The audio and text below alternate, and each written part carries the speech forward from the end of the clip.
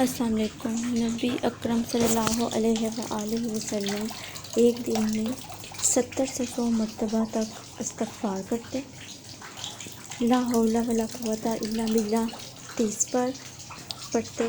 یہ جنت کے خزانوں میں سے ہے۔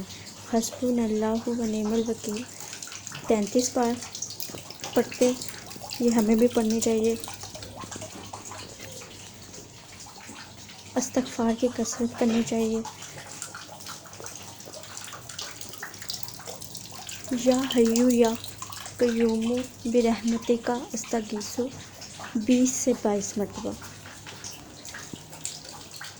رسول صلی اللہ علیہ وآلہ وسلم کو جب کوئی مشکل پیش آتی تو یہ پڑھتے، یا حیو یا قیوم برحمتک استغیث 20 سے 22 مرتبہ۔